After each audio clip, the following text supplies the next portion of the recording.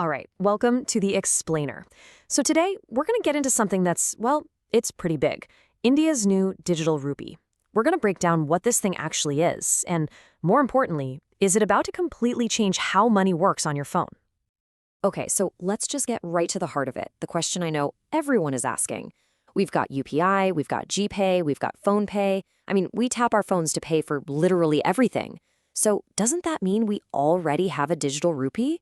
It sure feels like it, right? You tap, you pay, boom, done. But what's happening behind that screen?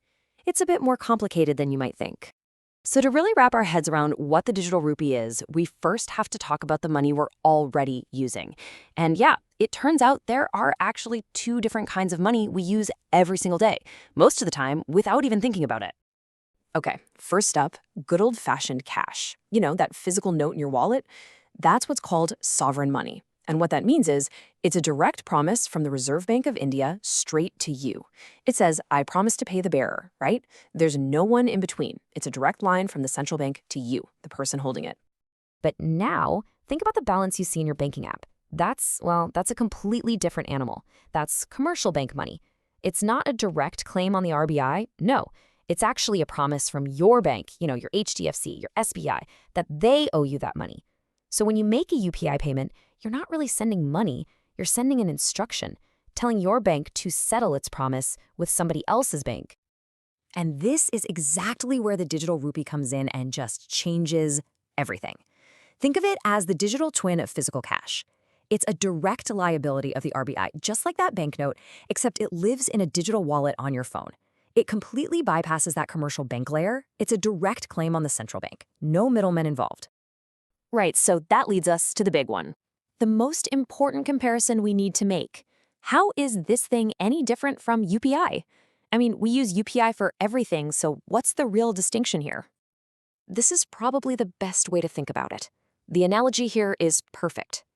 UPI is like the email. It's the message you send that tells your bank, hey, move some money around.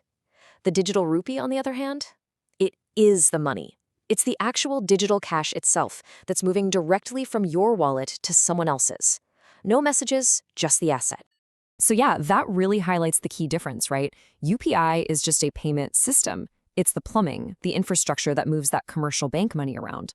The digital rupee, though, is the actual central bank money. It's transferred directly, peer-to-peer. It's pretty much the digital equivalent of you handing someone a physical 10 rupee note. Okay, so we've covered UPI. Now for the other big comparison. How does the e-Rupee stack up against that other huge player in the digital currency world, cryptocurrency? It's funny. They're both digital currencies, but honestly, you couldn't find two more different ideas. They are, at their core, philosophical opposites. I mean, one was literally created to get away from central institutions, to decentralize everything.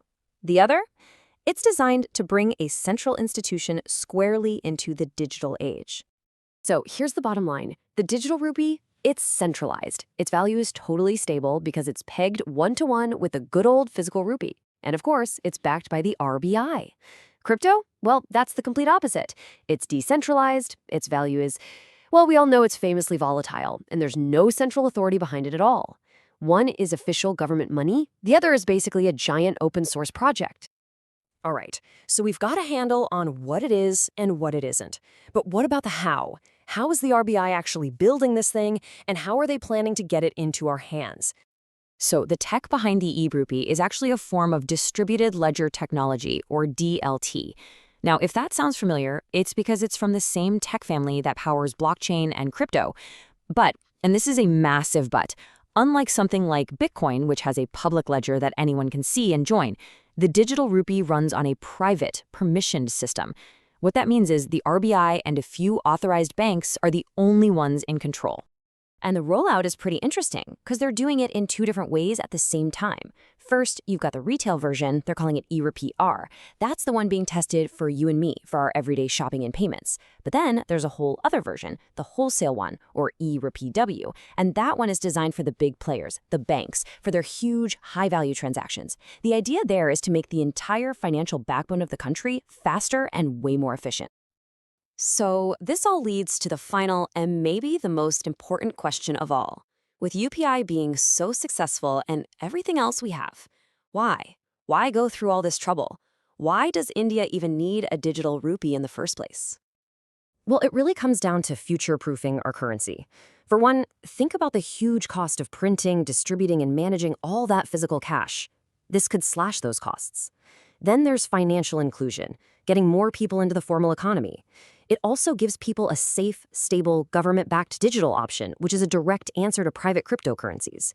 And here's a really cool one. It could potentially enable offline digital payments.